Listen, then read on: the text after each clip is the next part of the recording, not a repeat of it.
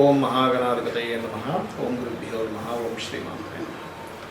గ్రహస్థితులు చాలా దారుణంగా ఉన్నాయండి. ఎన్ని పూజలు చేసినా ఎంత చేసినా సరే మేము ముందుకు వెళ్ళలేకపోతున్నాము. దానికి మరి ఏదైనా ఒక మార్గం ఉందా అంటే మనకు చాలా మార్గాలు ఉన్నాయి. అందులో ప్రధానంగా మనకి కొన్ని కాంబినేషన్స్ ఉంటాయి. అంటే అలాగా శని కుజుడు, రవి రాహువులు, బుధుడు కుజుడు, అదేవిధంగా కుజుడు రాహువు, శని కేతువు, ఇట్లా కొన్ని కాంబినేషన్స్ ఉంటాయి. చంద్రుడు రాహువు ఇట్లా ఉన్నప్పుడు ఏమవుతుందంటే వాళ్ళ లైఫ్లో పాపం వాళ్ళు ఎంత నిజాయితీగా ఉన్నా, ఎంత సిస్టమేటిక్గా ఉన్నా, ఎంత కష్టపడుతున్నా దగ్గర దాకా నోటి దాకా వచ్చి జారిపోతూ ఉంటుంది. అది ఎందుకు అలా అవుతుంది అంటే పూర్వజన్మలో చేసుకుని కొంత కర్మ అనుకోండి. కొంతమంది బాగుంటుంది, మళ్ళీ కొన్ని విషయాల్లో వాళ్ళకు కూడా కొన్ని విషయాల్లో చాలా బాగుంటుంది. అంటే పూర్వజన్మలో చేసుకున్న మంచి కర్మ.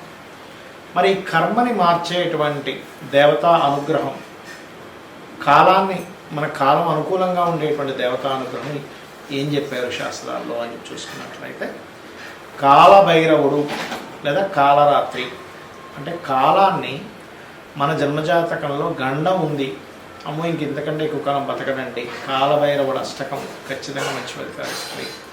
కాలరాత్రి ఉపాసన ఖచ్చితంగా మంచి ఫలితాలు ఇస్తుంది. శివుని యొక్క కోపానికి అంటే శివుడు తన ఏవైతే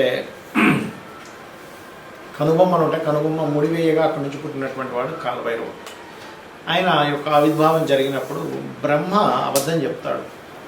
మొగలు పువ్వుని తీసుకొచ్చి ఇదిగో నేను ఆ యొక్క లింగం ఏదైతే ఉంటుందో అగ్నిలింగం యొక్క మొదలు చూశాను అని చెప్పి అబద్ధం చెప్తాడు. శివుడు తెలీదా ఆయన అబద్ధం చెప్తాడు నిజం చెప్తున్నాడు. కాబట్టి ఆ కాలభైరవుడు అతనిలోంచి బయటకు వచ్చి ఐదు శిరస్సులు ఉండే ఒకప్పుడు. అంటే అబద్ధము, నిజాయితీగా లేకపోవడము, మనల్ని మనం తెలుసుకోకపోవడము, మనం ఏదో అజ్ఞానంలో ఉండేటువంటి మనల్ని అజ్ఞానంలో ఉండే ఆ యొక్క శిరస్సు అంటే అబద్ధమైన శిరస్సుని తుంచేస్తాడు కాలభైరవుడు. అంటే మనలో కూడా తెలియకుండా కొన్ని అజ్ఞానాలు ఉంటాయి. ఎలా అంటే ఈ పని నేను చేయడం ఏమిటి, ఇలా నేను ఉండడం ఏమిటి, నేను ఎవరి మాట అందరూ నేను ఎందుకు వినాలి, లేకపోతే నాకు తోచింది నేను చేస్తాను, ఎవరు ఏం చేస్తారో చూద్దాం, నేను ఇలాగే బ్రతుకుతాను, అది నిజం కాదు, అది కరెక్ట్ కాదు తెలిసిన అవసరం మనకు తెలియకుండా ఎక్కడో మన ఈగో మనల్ని ఇబ్బంది పెడుతూ ఉంటుంది. దాని నుంచి ఎప్పుడైతే మనిషి బయటికి వస్తాడో అప్పుడు వాళ్ళ లైఫ్ అనేది మారుతుంది. అయితే అంత సులభమా? పూర్వజన్మ వాసనలు మనల్ని వెంటాడుతూ ఉంటాయి.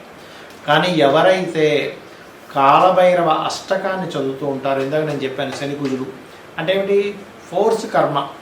అంటే మీ యొక్క జన్మజాతకంలో శని కుజుల ప్రభావం ఉంది, అది ఏ భావానికి కనెక్ట్ అయిందో ఆ రిలేటెడ్ సంబంధించిన వస్తుంటాయి. అంటే కొంతమందికి అన్నదమ్ముల మధ్యన గొడవలు ఉంటాయి, కొంతమందికి చేస్తున్న ఉద్యోగం ఎదుగుదల ఉంటుంది శని కుజుల ప్రభావం ఉన్నప్పుడు, కొంతమంది అయితే మళ్ళీ ఇందులో ఎవరైనా డిపార్ట్మెంట్స్లో ఉంటారు, పోలీస్ డిపార్ట్మెంటు లేకపోతే ఆర్మీ, నేవీ, ఇలాగా ఆ యొక్క డిపార్ట్మెంట్స్లో ఉండేటువంటి వారికి మళ్ళీ ఏం కాదు. ఎందుకంటే కర్మ ఈజ్ ఫోర్సింగ్ కర్మ, పోలీస్ రిలేటెడ్ కర్మ కాబట్టి.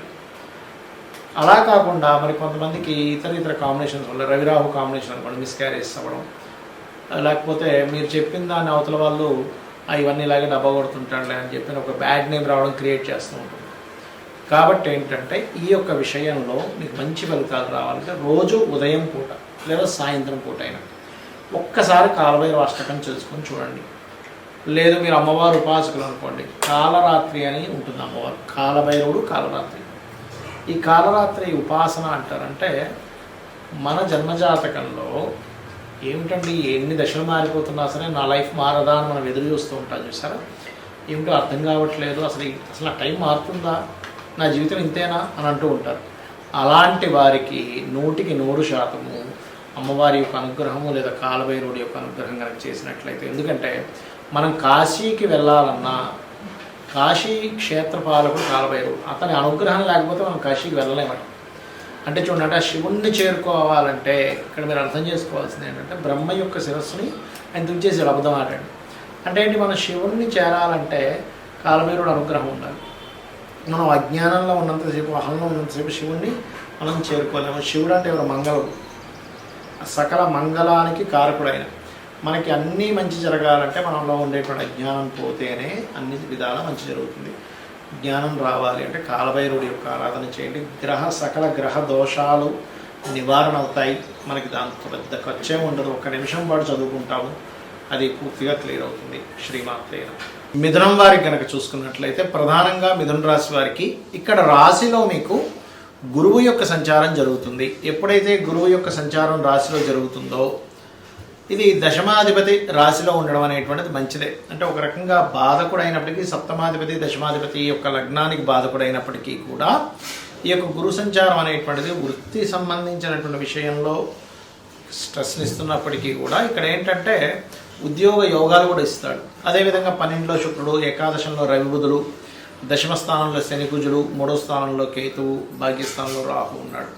ఈ యొక్క గ్రహస్థితిని అనుసరించి మీకు ఎలా ఉండబోతుంది, ఎటువంటి విషయాల్లో జాగ్రత్త తీసుకోవాలి, ఏ దేవత ఆరాధన చేయాలి అనేటువంటి అంశాలు చెప్తుంది. నేనైనప్పటికీ చెప్పిస్తుంది సాక్షాత్ లలిత అమ్మవారిగా భావిస్తూ ఆ లలితాంబిక అమ్మవారి యొక్క అనుగ్రహం మీకు పరిపూర్ణంగా కలగాలని మనస్ఫూర్తిగా కోరుకుంటూ, ఇక్కడ ప్రధానంగా ఎప్పుడైతే రాశిలో గురువు ఉన్నాడో ఒకవైపు ఉద్యోగ అవకాశాలు, వివాహ సంబంధించిన అవకాశాలు వస్తూ కూడా స్ట్రెస్ ఉంటుంది. ఇక ధనపరమైనటువంటి విషయంలో అనుకూలత బాగుంటుంది, ఇది ఏం టెన్షన్ పడాల్సిన అవసరం లేదు. ఇన్వెస్ట్మెంట్స్కి సరైనటువంటి సమయం 12వ స్థానం లేక మనకి ద్వాదశ స్థానాధిపతి అయినటువంటి శుక్రుడు ఉన్నాడు కాబట్టి గృహము, వాహనము కొనుగోలు చేయడానికి ఇది సరైనటువంటి సమయంగా చెప్పబడుతుంది. ప్రభుత్వ ఉద్యోగాల కోసం ప్రయత్నం చేసేటువంటి వారికి చాలా మంచి సమయంగా చెప్పుకోవచ్చు. గవర్నమెంట్ రిలేటెడ్ సంబంధించినటువంటి ఏమైనా కోర్సెస్ చేయడానికి, ఎందుకంటే మనకి లగ్న చతుర్థాధిపతి అయినటువంటి బుధుడు ఏకాదశంలో ఉన్నాడు కాబట్టి.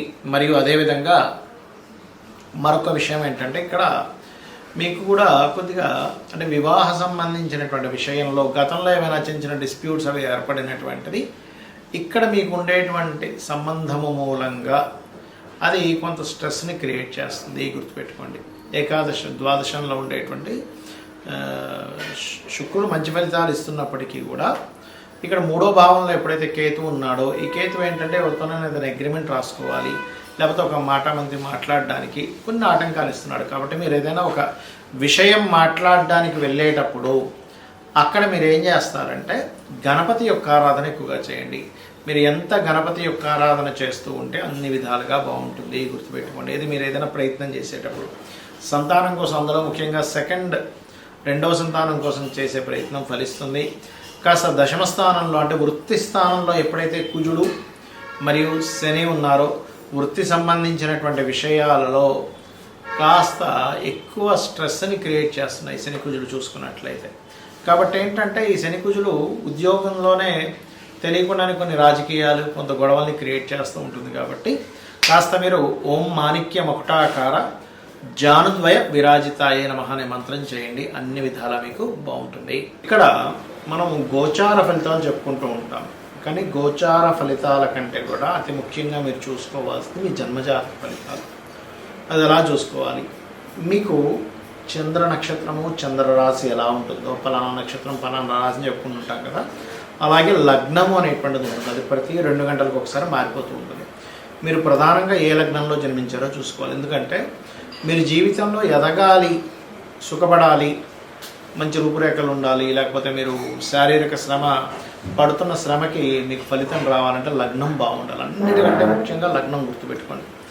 లగ్నం బలహీనంగా ఉందా, బలంగా ఉందా? బలహీనంగా ఉంటే అది ఏ లగ్నం అయింది, 12 లగ్నాల్లో ఏ లగ్నం అయింది, మేషం నుంచి మీనం వరకు ఆ లగ్నాధిపతి ఎవరైతే అయ్యారో, ఎందుకంటే మేషము వృశ్చికానికైతే కుజుడు అవుతాడు, వృషభ తులకైతే శుక్రుడు అవుతాడు, మిథున కన్యకైతే బుధుడు అవుతాడు, కర్కాటకానికి చంద్రుడు అవుతాడు, సింహానికి రవి అవుతాడు, మరియు అదేవిధంగా ధనమీనాలకి గురువు అవుతాడు, మకర కుంభాలకి శని భగవానుడు అవుతాడు. కాబట్టి ఈ లగ్నాధిపతి ఎవరో తెలుసుకొని మీరు ఎదగలేకపోతున్నారన్నప్పుడు ఆ గ్రహం దగ్గర దీపారాధన చేయండి. ఖచ్చితంగా మీ లైఫ్లో ఎదుగుదల అనేటువంటిది వస్తుంది. శారీరక శ్రమ, మీరు శ్రమ పడుతున్నందుకు దానికి ఫలితం వస్తుంది. తక్కువ ఆదాయానికి ఎక్కువ శ్రమ పడడం కూడా తగ్గుతుంది, గుర్తుపెట్టుకోండి. కొంతమంది చూడండి గొడ్లా కష్టపడుతుంటారు కానీ ఫలితం రాదు. ఇది లగ్నం. మరి ధనపరమైనటువంటి విషయాల్లో చాలా ఇబ్బంది పడుతున్నామండి అన్నప్పుడు జాతకం లేదు, ఓం సంపత్కరీ సమారూఢ సింధుర వ్రజ సేవితాయ నమః మంత్రం చేసుకుంటే ఖచ్చితంగా గ్రోత్ ఉంటుంది. అంటే మీ యొక్క ఆలోచన విధానంలో నేను ఎలా కష్టపడుతున్నాను, నేను ఏ మార్గంలోకి వెళ్తే బాగుంటుందని అమ్మవారిని ఆశ్రయించినప్పుడు మీకు ధనయోగం అనేటువంటిది కలుగుతుంది. దాంతోపాటు మీ ధనాధిపతి ఎలా ఉన్నాడో చూడాలి. ధనాధిపతి మీకు వ్యాపారంలో ధనయోగం ఇస్తున్నాడా, ఉద్యోగంలో ధనయోగం ఇస్తున్నాడా, ఆ ఉద్యోగంలో ఉన్న స్టేట్లో ఉంటే ఇస్తున్నాడా, వేరే ప్రాంతాలకు వెళ్ళాలా, వేరే ఊరు వెళ్ళాలా, వేరే దేశానికి వెళ్ళాలా అనేటువంటిది ఉంటుంది.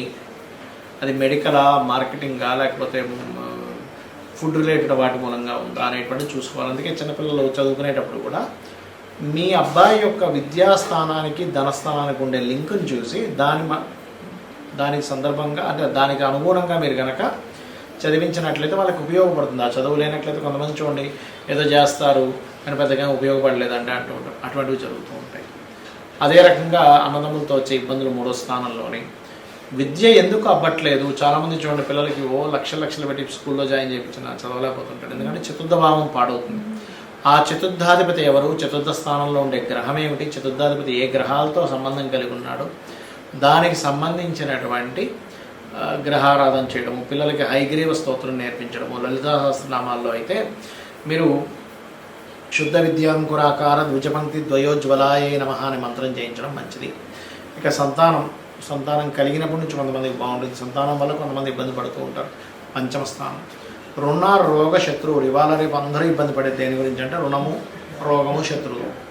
ఇది పూర్వజన్మ కర్మ వల్ల వస్తూ ఉంటుంది. కాబట్టి ఈ పూర్వజన్మ కర్మకారకుడు ఎవరైతే ఉన్నారో, రుణరోగ శత్రు కారకులు ఎవరైతే ఉన్నారో, ఇది 6వ భావం బట్టి ఉంటుంది. కాబట్టి 6వ స్థానంలో ఉండే గ్రహాలకు మీరు దానం ఇచ్చుకున్నట్లయితే మీ రుణాలు తగ్గడం. ముఖ్యంగా ఓం అపర్ణాయే నమః అనే మంత్రం చేయండి.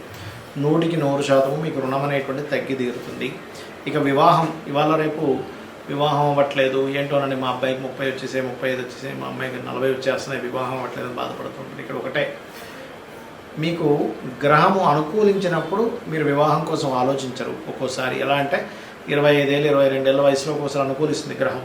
ప్రతి జీవుడికి కూడా 3 నుంచి 5 సార్లు వివాహ బలం వస్తుంది.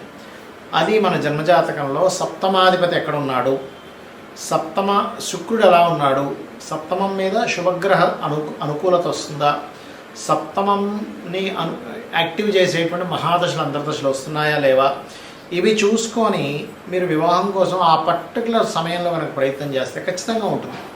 ఎలా అంటే చిన్న ఎగ్జాంపుల్ చెప్తాను చూడండి. మీరు సినిమాకి వెళ్దాం అనుకున్నారు, మార్నింగ్ షోనా, మ్యాట్నీనా, ఫస్ట్ షోనా, సెకండ్ షోనా, 4 షోలు ఉంటాయి. అలా కాకుండా నేను అక్కడ 2 గంటలప్పుడు సినిమాకి వెళ్దాం అనుకుంటున్నానండి, నేను థియేటర్కి వెళ్తే ఎవరు తెలుస్తారు, మూసుంటుంది. అలాగే మీరు ఏదైనా ఒక వస్తువు కొనాలన్నా పలానా సమయం, పలానా మార్కెట్, పలానా ప్రదేశం. సూర్యోదయం కూడా రాత్రి ఎప్పుడో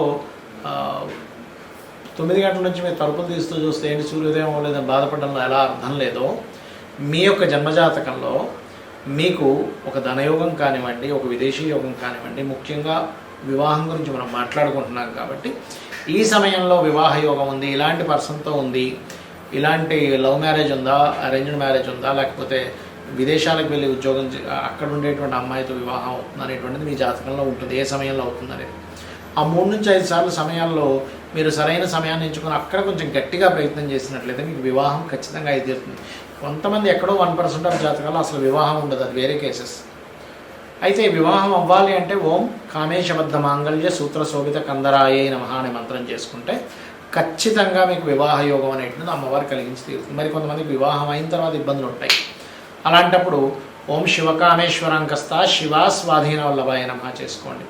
అదేవిధంగా విదేశీ యోగ 12వ స్థానం బాగుండాలి, వ్యాపారంలో బాగా లాభాలు రావాలి, లాభస్థానం బాగుండాలి, ఉద్యోగం బాగుండాలి, 10వ స్థానం బాగుండాలి. ఈ రకంగా మీ యొక్క జాతక చక్రాన్ని మీకు మీరుగానే ఆ భావాధిపతి ఎలా ఉన్నాడో చూసుకోండి. పాపగ్రహంతో ఉందా, శుభగ్రహంతో ఉందా అని చూసుకొని మీకు మీరుగా చేసుకోవచ్చు. శ్రీమాత్రే నమః.